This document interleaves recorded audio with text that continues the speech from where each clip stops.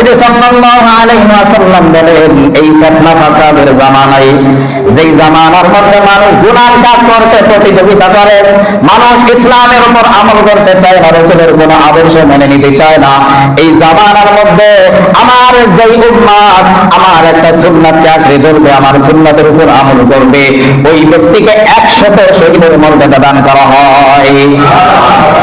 অন্য আরেক হাদিস, মান আহাব্বা সুন্নতি ফাকাদ আহাব্বানি ওয়া মান আহাব্বানি কানা মাই ফিল জান্নাহ।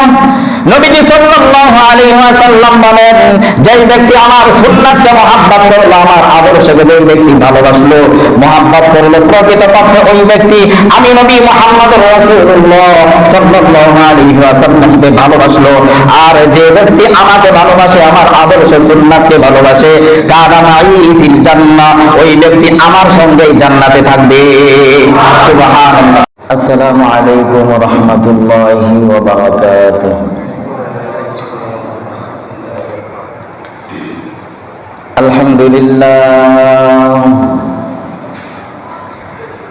আলহামদুলিল্লাহিল্লাযী জা'আলা আশ-শামসা ওয়াল কমারা বিহুসবান ওয়ান নাজমা ওয়াশ-শাজারু ইয়াসজুদান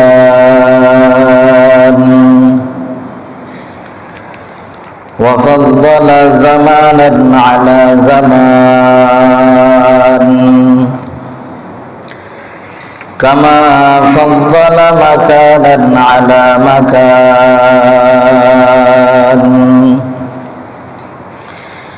ওয়া ইনসানান আলা ইনসান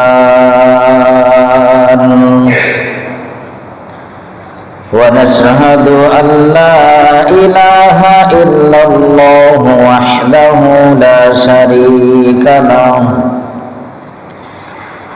ونشهد أن محمدا عبده ورسوله أرسله بالحق بشيرا ونذيرا وداعيا إلى الله بإذنه وسراجا منيرا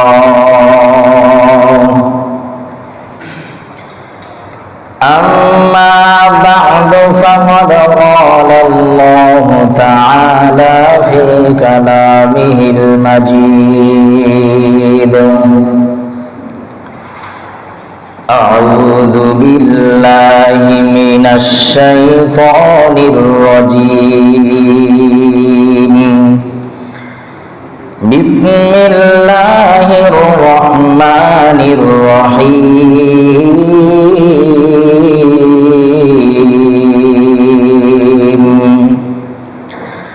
قل إن كان آباؤكم وأبناؤكم وإخوانكم وأزواجكم وعشيرتكم وأموال اقترفتموها وتجارة تخشون كسادها ومساكن ترضونها أحب إليكم من الله ورسوله وجهاد في سبيله فتربصوا حتى يأتي الله بأمره والله لا يهدي القوم الفاسقين. وقال تعالى في آية أخرى ومن يطع الله والرسول فأولئك مع الذين أنعم الله عليهم من النبيين والصديقين والشهداء والصالحين وحسن أولئك رفيقا.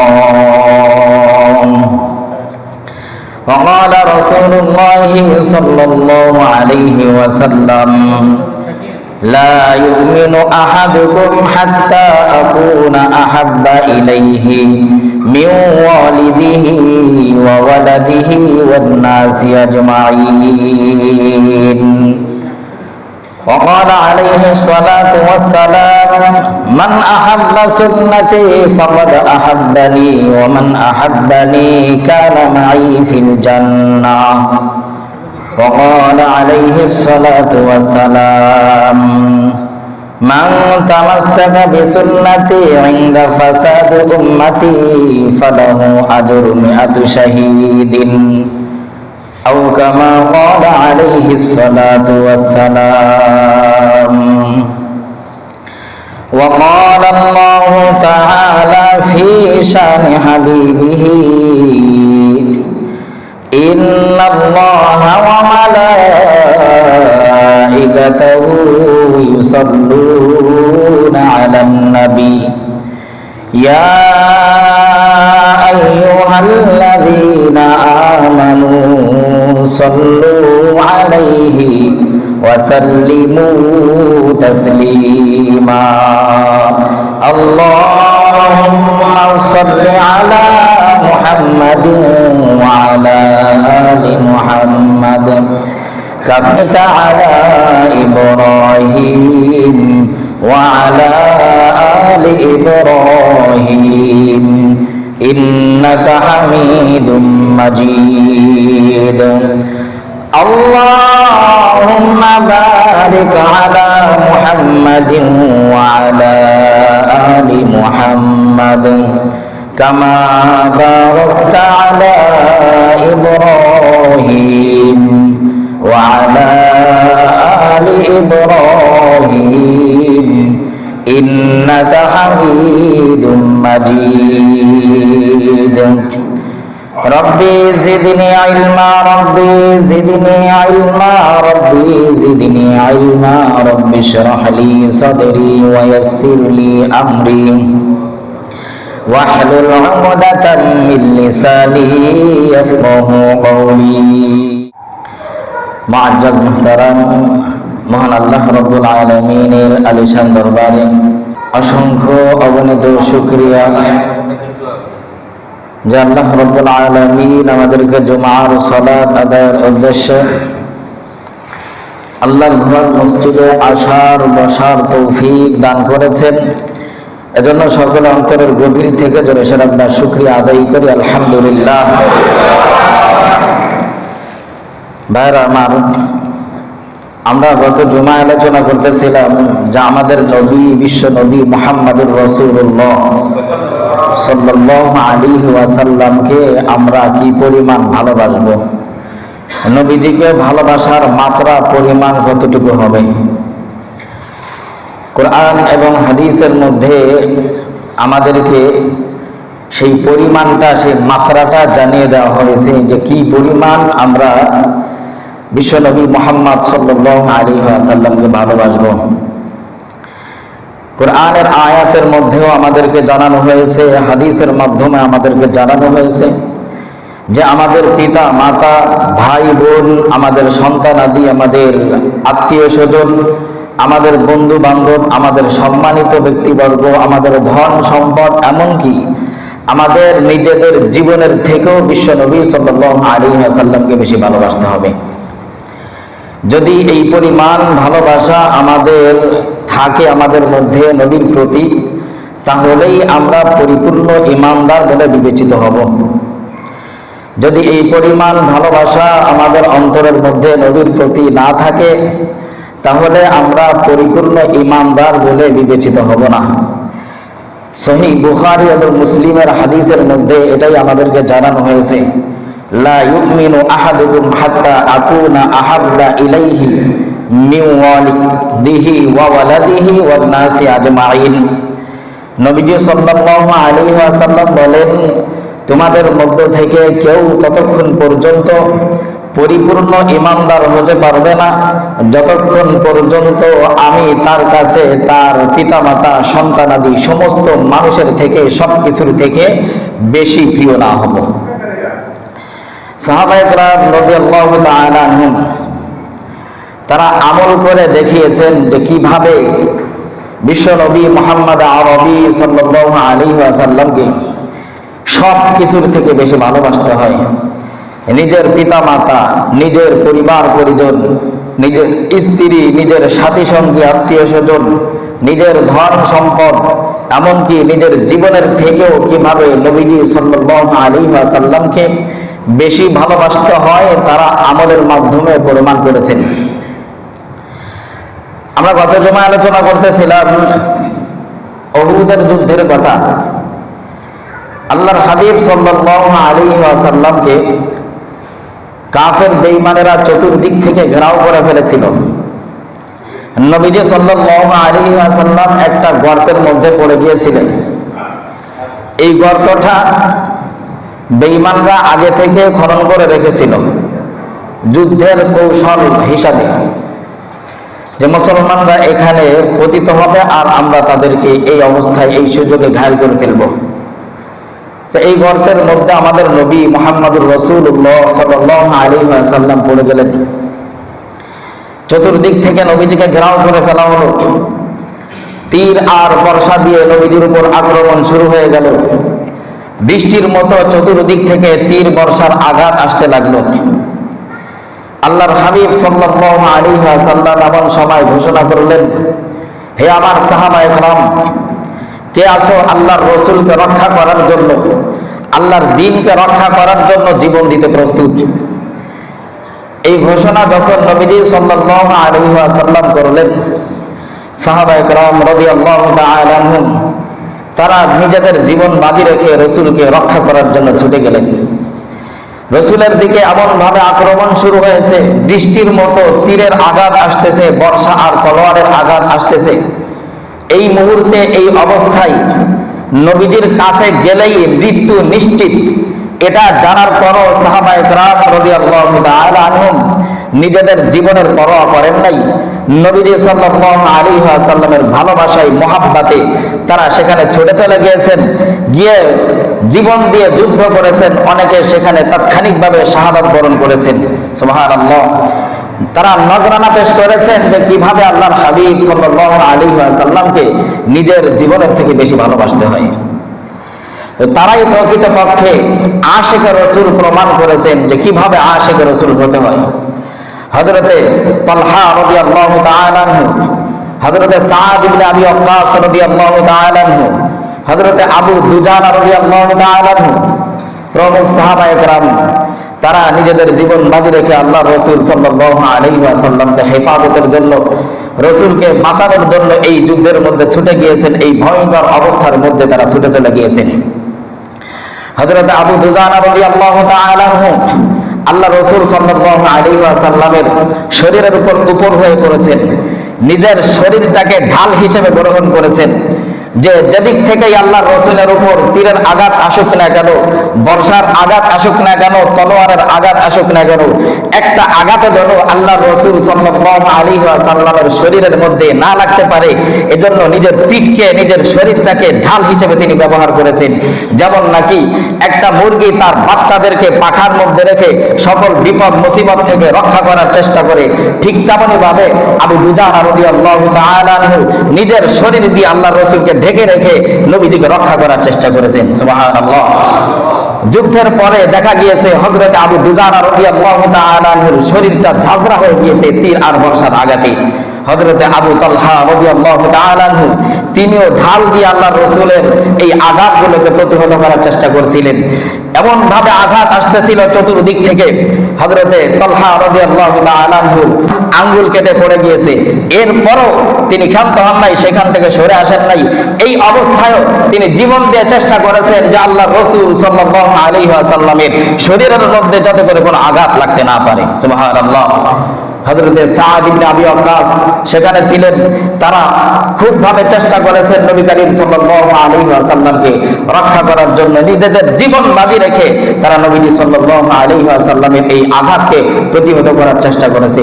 যুদ্ধের পরে দেখা গিয়েছে তালহা রাদিয়াল্লাহু তাআলা আনহুর শরীরের মধ্যে প্রায় 70টার উপরে তীর আর বর্ষা তলোয়ারের আঘাতের চিহ্ন রয়েছে। ক্ষত বিক্ষত হয়ে গিয়েছিল তার শরীরটা। এরপরও তারা চেষ্টা চালিয়েছে আমাদের নবী মুহাম্মদ সাল্লাল্লাহু আলাইহি ওয়াসাল্লামের শরীরে যেন কোনো আঘাত না লাগে। এই অবস্থার মধ্যে নবী করিম সাল্লাল্লাহু আলাইহি ওয়াসাল্লাম উম্মতের দরদি, তিনি দেখতে চাচ্ছিলেন যে আমার সাহাবায়ে কেরাম রাদিয়াল্লাহু তাআলা আনহুর কি অবস্থা, এই কঠিন অবস্থার মধ্যে তারা কেমন আছেন এটা তিনি মাথা উঁচু করে দেখার চেষ্টা করছিলেন। হযরত আবু দুজানা রাদিয়াল্লাহু তাআলা আনহু জানিয়ে দিলেন, ইয়া রাসূলুল্লাহ, আপনি মাথা উঁচু করবেন না, মাথা যদি উঁচু করেন হতে পারে বেঈমানদের কোনো তীর অথবা বর্ষার আঘাত এসে আপনার গায়ে লেগে যেতে পারে। আপনি মাথা উঁচু করবেন না, আপনাকে রক্ষা করার জন্য আমার শরীর তৈরি হয়েছে। সুবহানাল্লাহ। মুহতারাম হাজিরিন, নবী করিম সাল্লাল্লাহু আলাইহি ওয়াসাল্লাম তিনি অক্ষত থাকেন নাই। এর মধ্য দিয়ে এই প্রচন্ড আক্রমণ, আল্লাহর হাবিব সাল্লাল্লাহু আলাইহি ওয়াসাল্লামের মাথার হেলমেট ভেঙে মাথার মধ্যে কড়া ঢুকে গিয়েছে। নবী সাল্লাল্লাহু আলাইহি ওয়াসাল্লামের মুখের মধ্যে বর্ষার আঘাত লেগে নবীজির ঠোঁট কেটে গিয়েছে। ডান দিকের নিচের ঠোঁটের নিচের দাঁতের যে নিচের পাটির দাঁত আছে, এখান থেকে একটা দাঁত ভেঙে গিয়েছে। নবী করিম সাল্লাল্লাহু আলাইহি ওয়াসাল্লাম প্রচন্ড ভাবে তার শরীর থেকে রক্ত ঝরা শুরু হয়ে গিয়েছে। সাহাবায়ে কেরাম রাদিয়াল্লাহু তাআলা আনহুম নবী সাল্লাল্লাহু আলাইহি ওয়াসাল্লামের রক্ত বন্ধ করার চেষ্টা করছিলেন।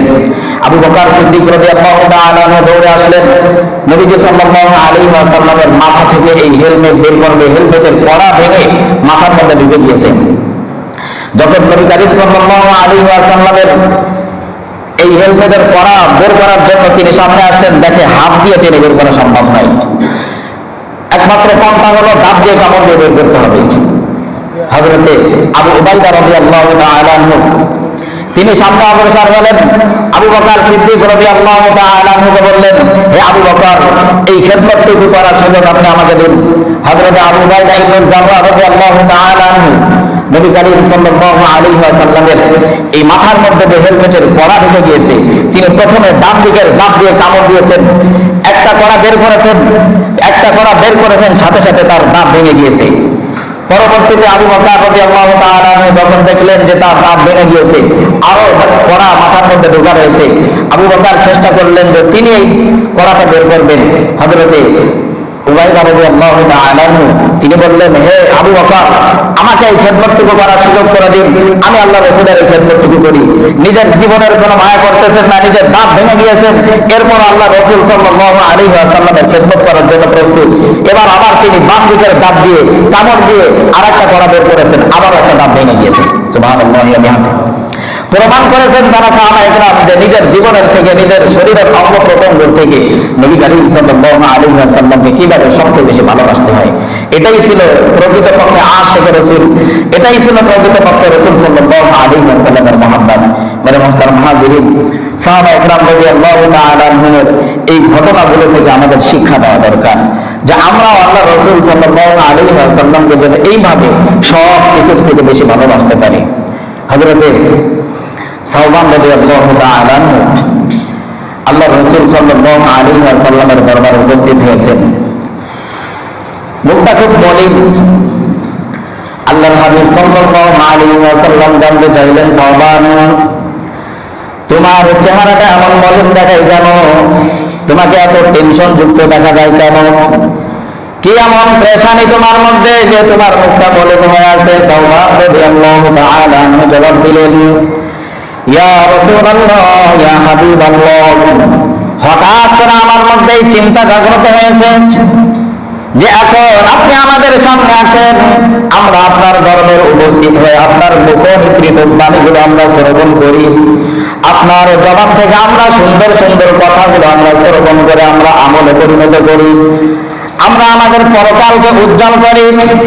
ইয়া রাসূলুল্লাহ, আপনার নূরানী চেহারা মুবারক দেখে আমরা আমাদের ভিতরটাকে প্রশান্তি দান করি, আমরা আমাদের অন্তরটাকে শান্ত করি। ইয়া রাসূলুল্লাহ, হঠাৎ করে আমার মধ্যে এই চিন্তা জাগ্রত হলো, যখন আপনি দুনিয়া থেকে বিদায় নিয়ে চলে যাবেন, আপনি দুনিয়াতে থাকবেন না, আপনাকে ছাড়া এই দুনিয়াতে আমরা কিভাবে থাকবো?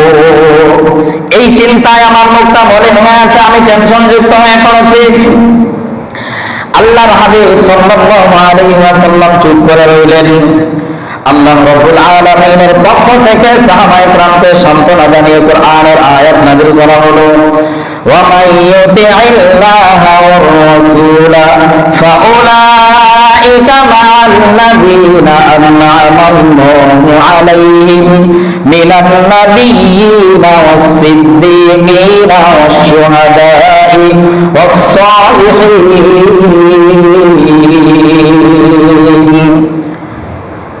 এই আয়াতের সারমর্ম হলো, যে ব্যক্তি যারা আল্লাহ এবং আল্লাহ রাসূল সাল্লাল্লাহু আলাইহি ওয়াসাল্লামের আনুগত্য করবে, আল্লাহ এবং আল্লাহ রাসূলের আদর্শকে মেনে চলবে, অর্থাৎ আল্লাহ এবং আল্লাহ রাসূলকে ভালোবাসবে, যে ব্যক্তি যাকে দুনিয়াতে ভালোবাসবে সে হাসরের ময়দানে তার সঙ্গেই থাকবে। যে ব্যক্তি বিশ্বনবী মুহাম্মদ আরবি সাল্লাল্লাহু আলাইহি ওয়াসাল্লামকে ভালোবাসবে দুনিয়া থেকে, নবীকে ভালোবেসে নবীর সমস্ত আদর্শগুলো জীবনে বাস্তবায়ন করার চেষ্টা করবে, কিয়ামতের ময়দানে ওই ব্যক্তি নবীজি সাল্লাল্লাহু আলাইহি ওয়াসাল্লামের সঙ্গেই থাকবে। যে যাকে ভালোবাসবে দুনিয়াতে, যে যার সাদৃশ্য গ্রহণ করবে, কিয়ামতের ময়দানে ওই ব্যক্তি তার সঙ্গেই থাকবে। এই আয়াত নাযিল হওয়ার পর সাওবান রাদিয়াল্লাহু তাআলা আনহু শান্ত হলেন।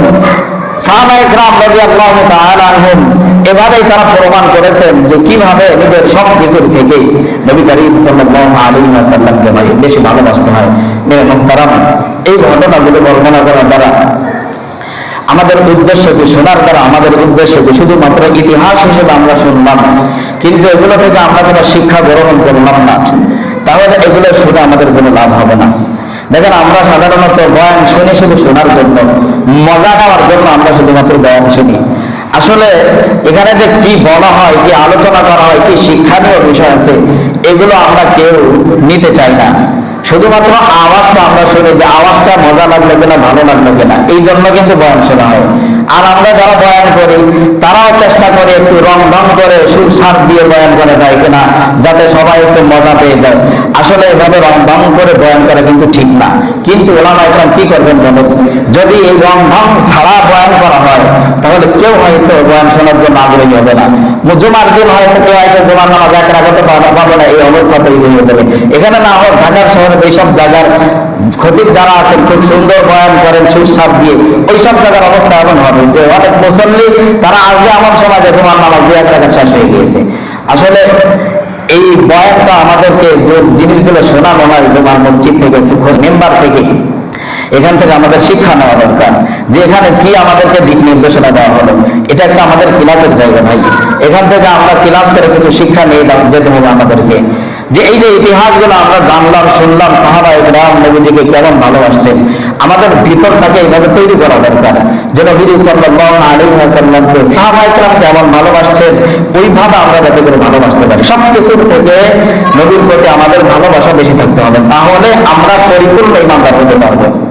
এখন কথা হলো, সাহাবায়ে কেরামের সামনে নবীজি সাল্লাল্লাহু আলাইহি ওয়াসাল্লাম সশরীরে উপস্থিত ছিলেন। তারা নবীজিকে সশরীরে পেয়েছেন, তাই তারা এইভাবে নবীজিকে ভালোবাসতে পেরেছেন। তো আমাদের কাছে তো আর নবী সাল্লাল্লাহু আলাইহি ওয়াসাল্লাম সশরীরে উপস্থিত নাই। আজ থেকে প্রায় 1450 বছর আগে নবী সাল্লাল্লাহু আলাইহি ওয়াসাল্লাম দুনিয়া থেকে চলে গিয়েছেন। তো আমরা নবীজিকে নবীর অবর্তমানে, নবীর অনুপস্থিতিতে কিভাবে ভালোবাসবো? নবীর অবর্তমানে নবীজিকে ভালোবাসার কতগুলো পদ্ধতি আর তরিকা রয়েছে, এটাও হাদিসের মাধ্যমে নবীজি সাল্লাল্লাহু আলাইহি ওয়াসাল্লাম আমাদেরকে জানিয়ে দিয়েছেন। আল্লাহর হাবিব সাল্লাল্লাহু আলাইহি ওয়াসাল্লাম বলেন, তিরমিজি শরীফের হাদিস, মান আহাব্বা সুন্নতি ফাকাদ আহাব্বানি। আল্লাহর হাবিব সাল্লাল্লাহু আলাইহি ওয়াসাল্লাম বলেন, যে ব্যক্তি আমার সুন্নাতকে মহব্বত করলো, আমার সুন্নাতের অনুসরণ করলো, আমার আদর্শকে যেই ব্যক্তি মহব্বত করে সে প্রকৃতপক্ষে আমাকেই ভালোবাসে, আমাকেই মহব্বত করে। সুবহানাল্লাহ। নবীর সুন্নাতকে যদি আমরা মহব্বত করতে পারি, ওই পরিমাণ, যেই পরিমাণ মহব্বত সাহাবায়ে কেরাম নবীজিকে করেছেন, এই পরিমাণ যদি আমরা আমাদের জীবনের থেকে নবীর আদর্শ আর সুন্নাতকে মহব্বত করতে পারি, তাহলেই নবী সাল্লাল্লাহু আলাইহি ওয়াসাল্লামকে পরিপূর্ণভাবে ভালোবাসা হলো, তাহলেই আমরা পরিপূর্ণ ঈমানদার বলে বিবেচিত হতে পারবো। মুহতারাম হাজিরিন, আল্লাহ রাসূলের অনেক সুন্নাত আমাদের জীবনের মধ্যে রয়েছে। আমাদের জীবনের এমন কোন সাইড নাই, এমন কোন দিক, এমন কোন ক্ষেত্র নাই যেদিকে রাসূল সাল্লাল্লাহু আলাইহি ওয়াসাল্লামের সুন্নাত নাই।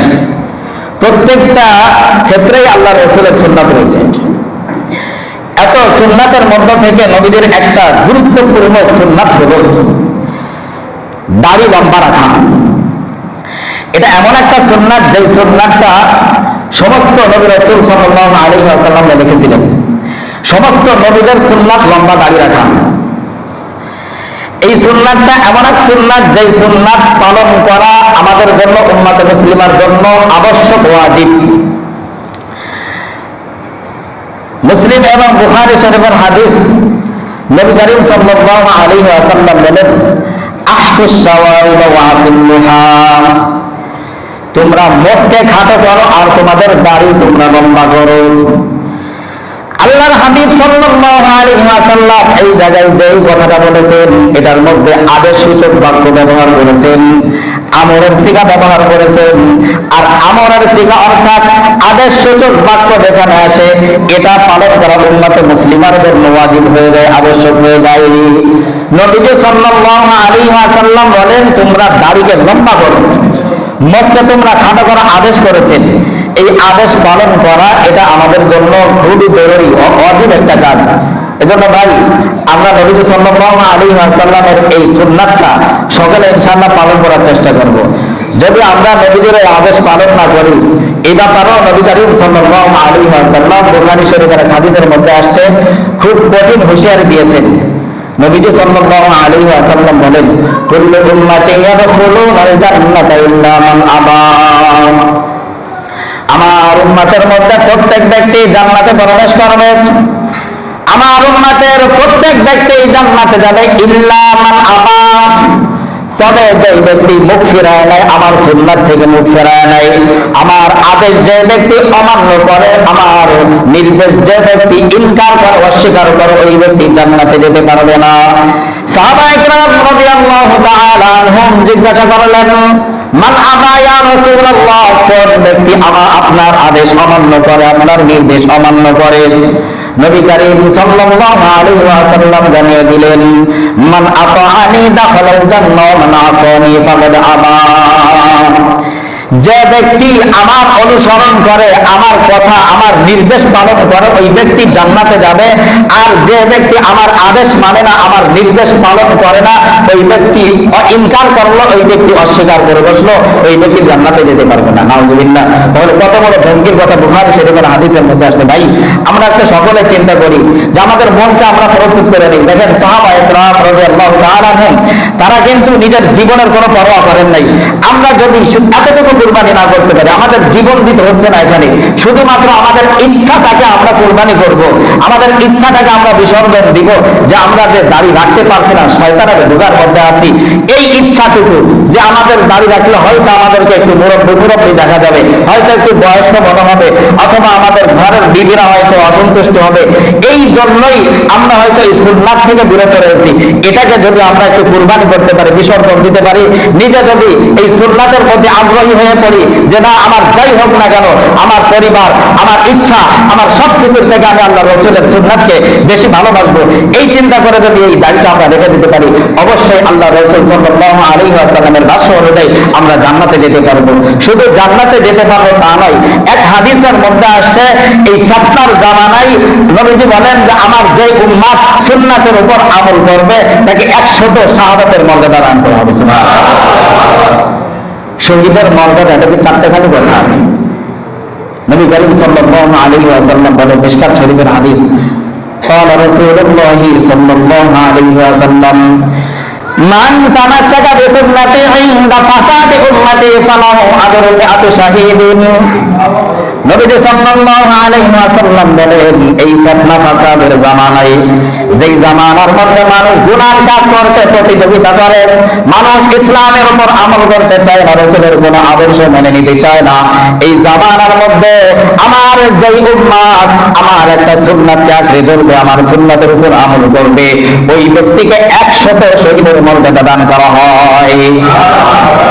অন্য আরেক হাদিস, মান আহাব্বা সুন্নতি ফাকাদ আহাব্বানি ওয়া মান আহাব্বানি কানা মাই ফিল জান্নাহ।